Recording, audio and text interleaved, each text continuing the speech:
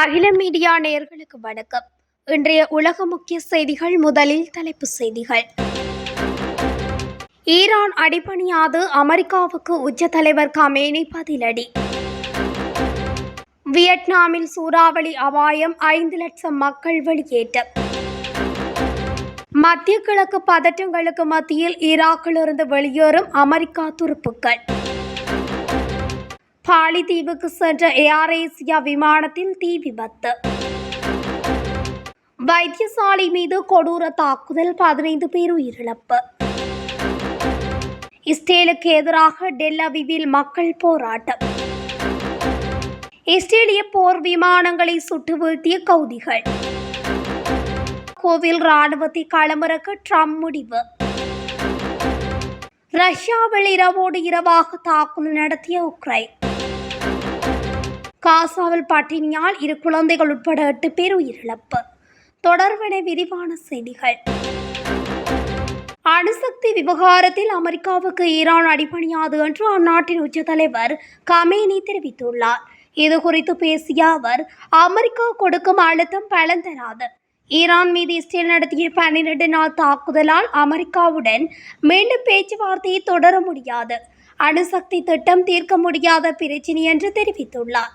கடந்த மாதம் ஈரானுக்கும் இஸ்ரேலுக்கும் இடையே 12 நாட்கள் கடுமையான மோதல் நிகழ்ந்தது. ஈரானில் அணு விஞ்ஞானிகளையும் ஈரானில் நூற்றுக்கணக்கான மக்களையும் இஸ்ரேல் கொண்டு வீசி கொன்றது.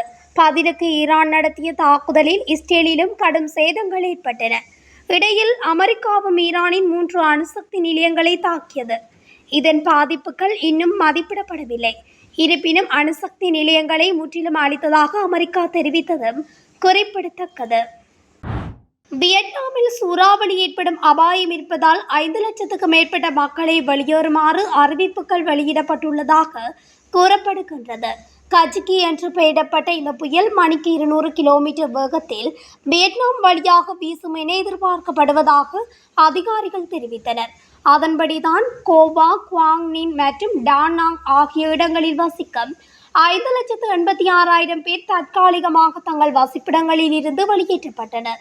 சூறாவளியுடன் கனமழை பெய்யும் என்று எதிர்பார்க்கப்படுவதோடு அந்த பகுதியில் விமான சேவையும் தற்காலிகமாக நிறுத்துவதற்கு நடவடிக்கை எடுக்கப்பட்டுள்ளதாக கூறப்படுகிறது. கஜிகி சூறாவளி சீனாவின் ஹைனான் பகுதியையும் பாதித்தது.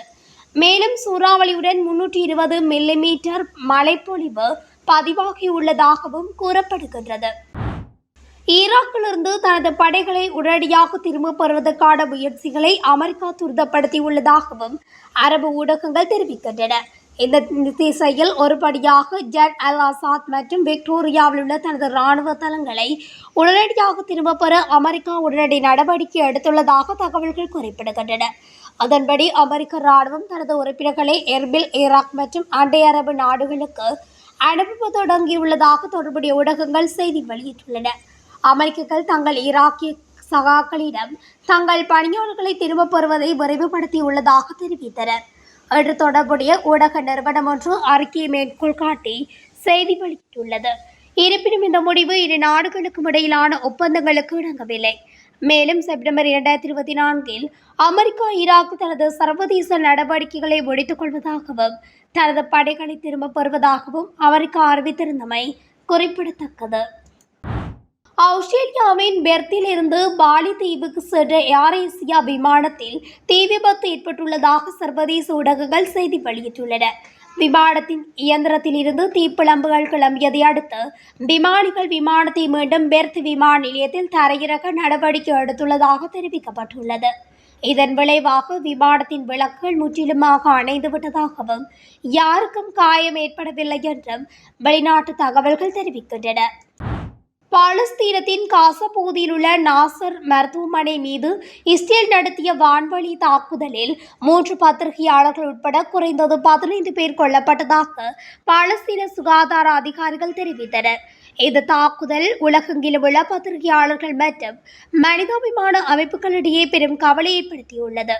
கடந்த வாரம் இஸ்ரேலிய ராணுவம் காசா நகரை முழுமையாக கைப்பற்றுவதற்கான புதிய நடவடிக்கைகளை அறிவித்தது. மேலும் பெஞ்சமின் நெதன்யாகு அரசாங்கம் கிட்டத்தட்ட 2 ஆண்டுகளாக நடந்து வரும் போரை நிறுத்துவதற்கான புதிய போர் நிறுத்த முன்மொழிவை பரிசீலித்த போதிலும் தாக்குதல்களை தீவிரப்படுத்த முடிவு செய்தது. பாலஸ்தீனத்தில் ஹமாஸ் போராளிகளுடன் இஸ்ரேலிய படைகள் மோதியதை தொடர்ந்து பிரதமர் பெஞ்சமின் நெதன்யாகுவின் அலுவலகம் ஹமாஸின் முக்கிய பகுதிகளை கைப்பற்றுவதற்கான காலக்கெடுவை விரைவுபடுத்தியதாக ஏற்கனவே தெரிவித்தது. இருப்பினும் இஸ்ரேல் மருத்துவமனைகள் மீது தாக்குதல் நடத்தியதற்கு உலகெங்கும் இருந்து கண்டனங்கள் குவித்து வருகின்றன. காசாவில் இஸ்ரேல் மேற்கொண்டு வரும் இன அழிப்பை எதிர்த்து இஸ்ரேலிய தலைநகர் டெல் அவிவில் மக்கள் வீதிகளில் இறங்கி போராட்டம் நடத்தியுள்ளனர்.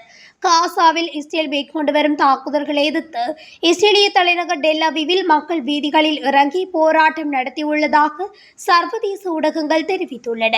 இதேவேளை குறித்த போராட்டத்தில் எங்கள் ஆன்மாவையும் இரத்தத்தையும் கொண்டு காசாவை காப்பாற்றுவோம் என்று அவர்கள் கோஷமிட்டதாகவும் தெரிவிக்கப்பட்டுள்ளது. வீதிகளை மறைத்து போராட்டம் அருகிலில் மக்கள் ஈடுபட்டு வந்ததனால் அங்குள்ள வாகனங்களும் எரிக்கப்பட்டுள்ளது. இதேவேளை போராட்டத்தில் ஈடுபட்டவர்களை அந்நாட்டு போலீசார் கைது செய்துள்ளதோடு போலீசாருக்கும் மக்களுக்கும் இடையே மோதல் நிலை அதிகரித்துள்ளது. சட்டவிரோதமான கருத்துக்களை தெரிவித்ததற்காக அவர்கள் கைது செய்யப்பட்டதாகவும் இதனால் அங்கு குழப்பமான சூழ்நிலை எழுந்துள்ளதாகவும் கூறப்படுகிறது. ஏமன்கள் இஸ்ரேல் மீது ஏவுகணை தாக்குதல் ஆக்கிரமிக்கப்பட்ட பாலஸ்தீன பிரதேசங்களில் உள்ள உள்ளூர் ஊடகங்கள் இஸ்ரேலிய இலக்குகள் மீது ஏமன் ஆயுதப்படைகள் ஏவுகணை தாக்குதல் நடத்தியுள்ளது. ஈரான் சரணடையாது முழக்கம் நடத்தியதாகவும் சைரன்களை எழுப்பி மில்லியன் கணக்கான சியோனிஸ்டுகளை தங்கமடங்களுக்கு அனுப்பியதாகவும் தெரிவித்துள்ளன. ஆகஸ்ட் 24 அன்று ஏமன் வான் பாதுகாப்பு மற்றும் ராக்கெட் படைகள் பல இஸ்ரேலிய போர் விமானங்களை சுட்டு வீழ்த்தியுள்ளதாக ஈரான் ஆதரவு பெற்ற கவுதி கிளர்ச்சியாளர்கள் குறிப்பிட்டுள்ளனர். அவர்களின் தாக்குதலால் எதிரி விமானங்கள் ஓட வேண்டிய கட்டாய நிலை ஏற்பட்டதாகவும் ஏமன் ராணுவத்தின் மூத்த வட்டாரம் அல் மயாதீனிடம் தெரிவித்துள்ளது. டெல் அவிவ் அருகே வெள்ளிக்கிழமை இரவு கவுதிகள் கொத்து குண்டுகளுடன் நடத்திய தாக்குதலுக்கு பதிலளிக்கும் விதமாக காசனாவில் உள்ள முக்கிய இடங்களில் இஸ்ரேலிய விமானப்படை தாக்குதல்களை நடத்தியதை அடுத்து கவுதிகளின் எதிர்வினை ஏற்பட்டது என்றும் கூறப்பட்டுள்ளது. ஏமன் ஏவுகணை ஆயிரக்கணக்கான இஸ்ரேல் ராணுவத்தினரை தங்குமிடங்களுக்கு அனுப்பியதாகவும் பல தங்குமிடங்களுக்கு தப்பிச் செல்லும் போது காயமடைந்ததாகவும் இஸ்ரேலிய வட்டாரங்கள் அறிவித்துள்ளன. சிகாகோ நகரின் பாதுகாப்புக்காக ராணுவத்தை களமிறக்க அமெரிக்க ஜனாதிபதி டொனால்ட் ட்ரம்ப் திட்டமிட்டுள்ளதாக சர்வதேச ஊடகங்கள் செய்தி வெளியிட்டுள்ளன. சிகாகோ நகரில் குற்றங்களை குறைக்கவே ட்ரம்ப் இந்த முடிவை எடுத்துள்ளதாக தெரிவிக்கப்பட்டுள்ளது. சிகாகோ நகரம் குற்றங்களால் குழப்பத்தில் உள்ளது, அதை சரி செய்வோம் என ட்ரம்ப் கூறியதாக தெரிவிக்கப்பட்டுள்ளது. இதனால் ராணுவ தலைமையகமான பென்டகன் சிகாகோவுக்கு ராணுவத்தை அனுப்ப திட்டமிட்டு வருகிறதாக தெரிவிக்கப்பட்டுள்ளது. சில வாரங்களுக்கு முன் வாஷிங்டனின் பாதுகாப்பை ட்ரம்ப் தன் நிர்வாகத்தின் கீழ் கொண்டு வந்ததை அடுத்து வாஷிங்டனில் குற்றங்கள் அதிகரித்துள்ளதாக காரணம் கூறி இராணுவத்தினரை குவித்தவையும் குறிப்பிடத்தக்கது.